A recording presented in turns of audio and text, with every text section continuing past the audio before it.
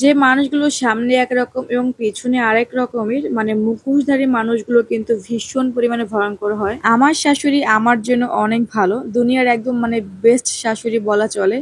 আমিও খুশি মনে একদম সব কাজ করে দিই। শুধু ভাবতাম এত ভালো মানুষ কখনো হয়, তো একদম লাকি ভাবতাম নিজেকে। সব জায়গায় দিয়ে আসলে আমাকে উনি ফ্রিডম দিয়ে রাখছে, কোনো সমস্যা নাই। কিন্তু সমস্যাটা আসলে অন্য জায়গায়, যেটা বুঝতে আমাকে অনেক ব্রেন খাটাইতে হয়েছে। শাশুড়ি নিজে কোথাও ঘুরতে গেলে সঙ্গে আমাকে নিয়েও যেত, আর আমার জামাইকেও বলতো যে ঘুরতে নিয়ে যাওয়ার জন্য।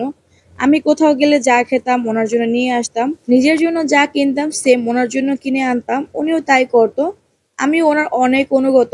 আসলে আমরা সমাজের চোখে অনেক ভালো বউ ও শাশুড়ি, কিন্তু আমি আমার বিবাহিত জীবনে ছিলাম অনেক অসুখী, অনেক কান্না করতাম, ডিভোর্সও দিতে চেয়েছিলাম। কারণ আমার জামাই আমার সাথে কথা বলতো না, সহজে কোথাও ঘুরতে নিয়ে যেত না, একদম আলাদা থাকার মতো ছিলাম আমরা। স্বাভাবিক নতুন দাম্পত্য কখনোই এমন থাকার না। আমার শাশুড়ি বলতো যে ঘুরতে নেওয়ার জন্য, কিন্তু আমার হাজবেন্ড কখনো নিয়ে যেত না। তো আমি আমার জামাইকে অনেক বেশি খারাপ ভাবতাম। কিন্তু আসল কারণ ছিল শাশুড়িরা। শ্বশুর শাশুড়ি ননদ তারা আমার কাছে ভালো থেকে তাদের ভিলেনগিরি কাজগুলো আমার জামাইকে দিয়ে করাতো। আর আমার জামাই ভীষণই মা ভক্ত এবং তার পরিবার ভক্ত, এই কারণে আমার হাজবেন্ড সবসময় তাদেরকে ভয় পেত, মানে কখনো গলা উঁচু করে পর্যন্ত কথা বলতো না। আমার শাশুড়ি এবং নানি শাশুড়ি আমার জামাইকে সবসময় ভয় দেখাই রাখতো। ওনারা যখনই ওরা একা পেতো ভয় দেখাতো, যেন আমাকে ফ্রিডম না দেওয়া হয় এবং আমাদের স্বামী স্ত্রীর মধ্যে যেটা ভালো বন্ডিং হয় এটা যেন কখনো ও তৈরি না করে। আমাদের একসাথে থাকলে যে ভালোবাসা মহাব্বত তৈরি হবে সেই সময়টা ওরা দিত না। আমার শাশুড়িরা কখনো মুখ দিয়ে বলতো না যে তুমি এটা করবে না বা ওখানে যেতে পারবে না, কিন্তু তাদের ছেলেকে আগে থেকে এটা শিখিয়ে রাখতো যে তুই এখানে নিয়ে যাবি না। তারা আমার সামনে খুব ভালো এবং ভালো ব্যবহার করতো, তাদের ভালো রূপটা আমি সবসময় দেখে এসেছি। কিন্তু তারা কেমন এটা আমি প্রথম প্রথম বুঝতাম না, তাই আমি আমার জামাইকে ভুল বুঝতাম আর আমার শ্বশুর শাশুড়িকে খুব ভালো ভাবতাম। আমাদের মধ্যে সাথে একটা ভালো সম্পর্ক তৈরি না হয় এর জন্য প্রতিদিন আমার জামাই যখন বাসায় আসতো, আমার নানি শাশুড়ি এসে আমার ঘরে বসে থাকতো প্রায় রাত 1টা পর্যন্ত, যাতে করে কিনা আমরা কথা বলতে না পারি। কোথাও ঘুরতে গেলে কিন্তু আমি আমার শাশুড়ির জন্য নিয়ে আসতাম, আমার নানি শাশুড়ির জন্য নিয়ে আসতাম। কিন্তু এরপরে আমাদের কোথাও বের হওয়া বন্ধ করে দিল আমার শাশুড়ি। বললো যে বাইরে বেশি ঘুরতে হবে না, এটা যদি আমাকে কখনো বলেনি, কিন্তু তার ছেলেকে বলে আমাদের বাইরে ঘুরতে যাওয়া কিন্তু একদম পুরোপুরি হয়ে বন্ধ করে দিল। এরপরে সব থেকে আশ্চর্যজনক একটা ঘটনা ঘটলো আমার শাশুড়ি। যেহেতু আমার নানি শাশুড়ি সবসময় আসা যাওয়া করতেন, তো নানি শাশুড়ি একটু অসুস্থ হওয়াতে আমাকে আমার শাশুড়ি বললো যে তুমি তোর বাপের বাড়ি চলে যাও, এইখানে তোমার নানি শাশুড়ি থাকবে। শ্বশুর বাড়িতে আমাদের কিন্তু বেশি একটা রুম নেই, শুধুমাত্র আমার শাশুড়ির রুম আর হচ্ছে গিয়ে যেখানে আমরা থাকতাম। তাই আমাকে বাপের বাড়ি পাঠিয়ে দিয়ে আমার নানি শাশুড়িকে এনে এখানে রাখবে, আর সেই সাথে আমার শাশুড়ি নাকি ওনার মায়ের সেবা যত্ন করবে। তো আমি কিন্তু এটাকে খুব জটিল করে দেখিনি, ভেবেছি এটা খুব স্বাভাবিক একটা বিষয়, যেহেতু উনি অসুস্থ আর ওনার মেয়ের কাছে উনি থেকে সেবা পেতেই পারেন। এই কারণে কিন্তু আমি আমার বাবার বাড়িতে চলে গেলাম। যাওয়ার আগে আমার হাজবেন্ডকে জিজ্ঞাসা করেছিলাম, উনি বললো যে আমার মা যেটা বলে তুমি সেটাই করো। এরপরে আমি আমার শাশুড়ির কথা শুনে বাবার বাড়ি চলে গেলাম। ওখানে যাওয়ার প্রায় 15 দিনের মতো আমি ছিলাম। পরে গিয়ে আমি ফোন করেছি আমার শাশুড়িকে যে আমার নানি শাশুড়ি ভালো হয়েছে কিনা, আমি আসবো কিনা বাড়িতে। তো উনি বললো যে তুমি আরো কিছুদিন থাকো, সময় হলে আমি আমার ছেলেকে পাঠিয়ে দেবো আনার জন্য। আর এর মধ্যে যে 15 দিন আমি আমার বাবার বাড়িতে ছিলাম, একদিনও কিন্তু আমার হাজবেন্ড আমার কাছে আসেনি। এর একটাই কারণ, আমার শাশুড়ি মা যেটা বলবে আমার স্বামী ঠিক তাই শুনবে, যার কারণে কিনা উনি কখনো সাহস করে এখানে আসার কথাও বলেনি। পরবর্তীতে আমি পাশের বাড়ির এক জায়ের কাছে ফোন দিলাম যে নানি শাশুড়ির কথা জিজ্ঞেস করার জন্য, যে উনি সুস্থ হয়েছে কিনা। তো উনি বললো যে তোমার নানি শাশুড়ি তো সেই কবে চলে গিয়েছে, এখন তো তোমার রুম ফাঁকাই রয়েছে, তুমি তো চাইলে আসতে পারো। আমরা তো সবাই ভাবছি যে তুমি কেন এখনো আসো না, তোমার শাশুড়িরা কি তোমাকে আসতে বলছে, তুমি নাকি আসতে চাইছো না। তা আমি তো পুরো অবাক। আমি বললাম যে না, আমার শাশুড়ি তো আমাকে আসতে নিষেধ করেছে, বলছে যে কিছুদিন পর তার ছেলেকে নাকি পাঠাবে।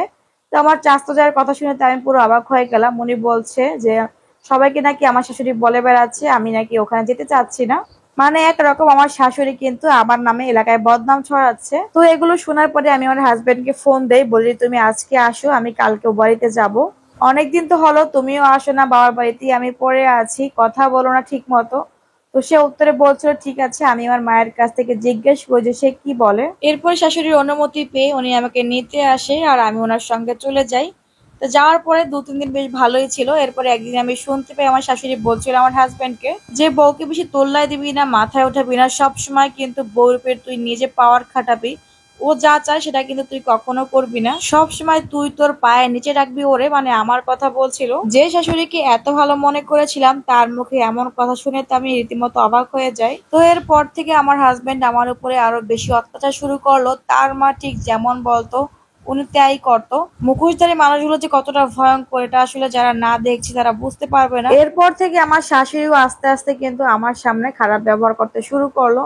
প্রথমত আসলে আমার ভীষণ পরিমাণে কষ্ট হতে লাগলো, কিন্তু এরপর এগুলো আমার আস্তে আস্তে অভ্যাসে পরিণত হতে থাকে। দিন দিন তাদের নির্যাতন বেড়ে যাচ্ছিল। আমি কিনা শহরের মেয়ে, কখনো ধান পানের কাজ করিনি। শ্বশুর বাড়িতে এসে ধান সেদ্ধ করা, ধানের কাজ করা, একা একা সবকিছু করতাম। যেখানে 3-4 জনের মিলে কাজ করার কথা সেখানে আমি একা কিন্তু এই কাজগুলো করতাম। কখনো কিন্তু আমার শাশুড়ি এসে আমাকে হেল্প করতো না। সংসারের সব কাজ থেকে শুরু করে রান্না বান্না কোটাকাটি সব কিন্তু আমি করতাম। আর আমার শাশুড়ি মুখে এক গাল পান ভরে সারা এলাকা ঘুরে ঘুরে কিন্তু গল্প করে বেড়াতো। সবার অত্যাচার অপমান কথা শোনার চেষ্টা করেছি নিজের সংসারটাকে টিকে রাখার জন্য। একটা মেয়ের জীবনে আর কি বা আছে, স্বামী, সংসার, এগুলো নিয়েই তো একটা মেয়ের জীবন। তো তারপর চেষ্টা করতাম এগুলো মানেই ঘুচিয়ে চলার জন্য। কিন্তু এর 1 মাস পরে জানতে পারি যে আমি প্রেগনেন্ট। কিন্তু এমন একটা সুখবরে কেউ খুশি হলো না, এমনকি আমার স্বামী পর্যন্তও না। তো এরপরে আস্তে আস্তে যখন কিনা আমার 5-6 মাস হলো প্রেগনেন্সির, তো ওই টাইমটাতে কিন্তু আমার শাশুড়ি আমাকে দিয়ে কাজ করাতো, মানে ভারী ভারী কাজ। সেই কলসি নিয়ে পানি আনতাম কল চেপে। যেখানে কিনা ডাক্তার আমাকে রেস্ট থাকতে বলেছে সেইখানে কিনা আমি এই কাজগুলো করতাম। আর তার বিনিময়ে আমাকে ঠিক মতো খেতে পর্যন্ত দিত না, 3 বেলা শুধু ভাত খেতাম। তো অনেক কিছু আসলে এই টাইমে মেয়েদের খেতে মন চায়, সবটা আসলে সবার সামনে বলতেও পারতাম না। অনেক সময় হাজবেন্ডকে বলতাম আর সে অনেক সময় নিয়েও আসতো। কিন্তু আমার শাশুড়ি যখন জানতে পারতো তখন অনেক ঝগড়া করতো। আমি আমার বাবার বাড়িতে যেতে চাইতাম কিন্তু আমার শাশুড়ি দিত না, কেননা এখানে তাহলে কাজগুলো কে করবে। এরপরে আমার বাবার বাড়ি থেকে কিন্তু ঝুড়ি ভরে ফল পাঠিয়ে দিয়েছে, বিস্কুট, সে সাথে অনেক কিছু, যাতে করে কিনা আমার কষ্ট না হয়। ওইগুলো কিন্তু আমার শাশুড়ি নিয়ে তার রুমে রাখে যাতে করে আমি খেতে না পারি। এরপরে ডাক্তার দেখানো নিয়ে অনেক ঝামেলা হয়, তারপরে অনেক কষ্টে যখন 7 মাস হয় তখন ডাক্তার দেখাই। আর ডাক্তার তখন বাচ্চার ওজন দেখে অনেক বকাঝকা করলো যে বাচ্চার ওজন যদি এমন থাকে তাহলে বাচ্চা হলে কিন্তু সেই বাচ্চাকে বাঁচানো যাবে না। এসব শুনে কিন্তু আমার শাশুড়ি এবং আমার হাজবেন্ডের মধ্যে কিন্তু কোনো পরিবর্তন নেই। আর ওই টাইমে যেহেতু কাজ করতে পারতাম না, তো এই কারণে আমার শাশুড়ি অনেক বিচার দিত আমার হাজবেন্ডকে। তো ওই 7 মাসের সময় কিন্তু আমার হাজবেন্ড চুলের মুঠি ধরে পর্যন্ত আমাকে মারধর করে। অনেক বাজে অবস্থা হয়ে গিয়েছিল, প্রায় মরে যাবার মতো অবস্থা। এরপরে কি আর করা, তখন আমি ডিসাইড নেই যে না, এইভাবে কিন্তু চলতে পারে না। আমার সন্তানের ভবিষ্যৎ কোনোদিনও এখানে হবে না। আর আমিও ভালো থাকতে পারবো না যেখানে কিনা আমার এত অত্যাচার মুখ বুজে সহ্য করছি। দিন শেষে একটু ভালো থাকার জন্য, যে সংসারটাকে টিকিয়ে রাখার জন্য এই চেষ্টাতে আমার বৃথা গেল। এরপরে আমি আমার বাবার বাড়িতে চলে যাই। তারপরে গিয়ে আমার বাবু হলো। এরপরে গিয়ে আমি আমার হাজবেন্ডকে ডিভোর্স, কেননা এর আগে ডিভোর্স দেওয়া যায় না। তো এইসব কিছু নিয়ম কানুন জেনেই ওকে আমি ছেড়ে দিলাম। থাকুক মা ভক্ত ছেলেরা মায়ের কোলে। দোয়া করি এমন মা ভক্ত সন্তান যেন প্রত্যেকটা মায়ের গর্বে হয়, কিন্তু কোনো মেয়ের স্বামী যেন এরা না হয়, তাহলে জীবনটা পুরো ছারখার হয়ে যাবে।